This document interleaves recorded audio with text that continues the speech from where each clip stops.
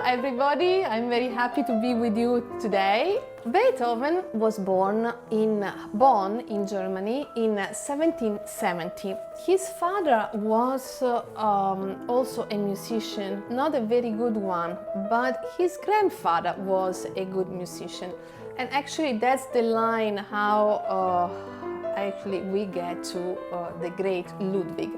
Now in the family there were 7 brothers, only 3 survived, and Beethoven was one, Ludwig was one of the 3. Now Ludwig showed a talent for music. He started playing several instruments. At that time it was very common not to study just one instrument. So he would play the violin, the viola and piano, would start composing. Now it's very, very interesting to listen to early pieces by Beethoven and then to listen how his music developed over the years, because Beethoven, I believe, is one of those few composers who changed the most his way of composing. Now, Beethoven was very talented, so that he started studying with a famous teacher, Nefe was his name. And Nefe encouraged Beethoven to go to Vienna when he was 16 to study with Mozart. Now, this is very interesting because apparently Mozart heard Beethoven and said, "Keep an eye on this young pianist, he will have a lot to say."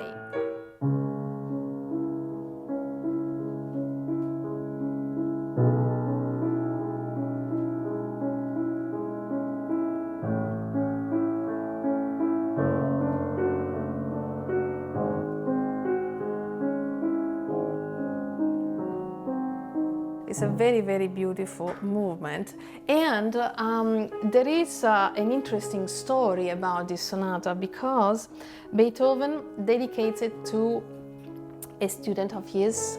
There was an Italian woman, Giulietta Guicciardi, Countess Giulietta Guicciardi, and Beethoven was very much in love with this woman. So much in love that for the first time in his life he considered marriage. And we know this because he was writing letters to his friends. Now he says, "I would like to marry this woman."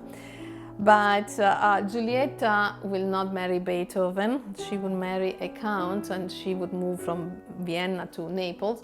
So Beethoven had no marriage, but dedicated to her this beautiful sonata. So it's a legacy that he leaves. Actually, it's very, very interesting to see, if you have the chance, to read his beautiful 3 letters to his immortal beloved. This is a woman Beethoven was very, very much in love with, but we don't know who she was. We might think that it was a certain woman, but nobody ever discovered that, so it's a big mystery. But in these letters you will discover a very profound Beethoven. Beethoven who was a man, first of all, beside being the musician, and had beautiful feelings for a woman and for love. So if you have the chance, just read the letters to his immortal beloved.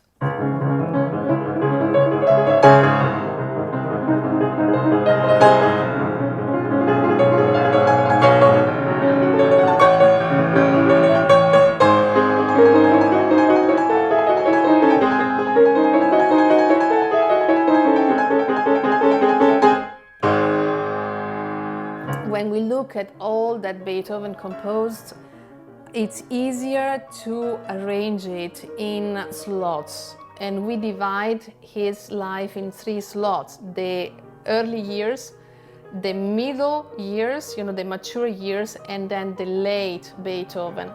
There are a lot of changes in these 3 periods. The first one, he is linked to the classical forms of Mozart and Haydn.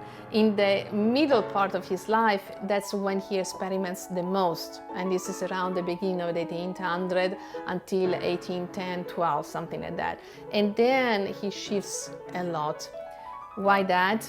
Let's remember that Beethoven had a difficult life also because he was deaf. He was getting deaf, and by age 30, he knew that he couldn't cure his deafness, and his destiny would be just to become completely deaf, something that happened. So he went through a lot of turmoil, a lot of problems, a lot of difficulties that he had to fight. This comes out a lot in his music. That's why a lot of contrast.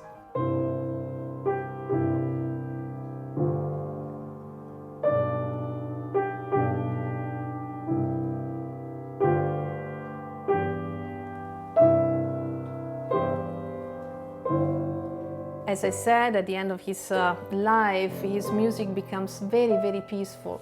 And there are so many examples, but the beauty of the last movement of his last sonata, we have to share that, because here he brings us to paradise. So to say that even after all the contrasts, all the fights, we get to our goal, which is winning overwhelming feelings and things in life, problems. We can win. Beethoven sends us a very, very clear message. We can win.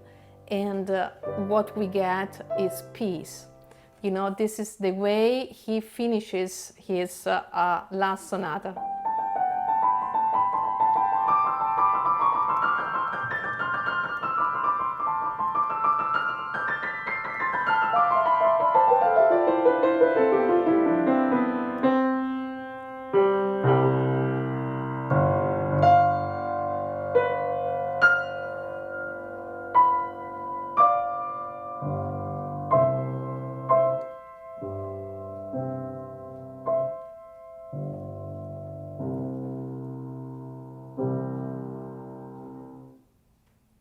He said everything already. So that's the conclusion of his cycle of sonatas. Now, of course, there would be a lot more to say. Beethoven is an incredible figure that I love dearly. And unfortunately, we have a limited time, but feel free to check more things on Beethoven. There is a lot on YouTube also that you can listen. The symphonies are very, very beautiful. He wrote many, many pieces, also sonatas for violin and piano, for cello and piano, beautiful 5 concertos for piano and orchestra, beautiful concerto for violin and orchestra. Only one opera, Fidelio. Beethoven was not into opera very much, more into the symphonic world. Let me tell you that it was a pleasure to share all this beautiful music with you, and we have more lessons coming up on Lessonface, so continue following us. Thank you very much for watching. Bye.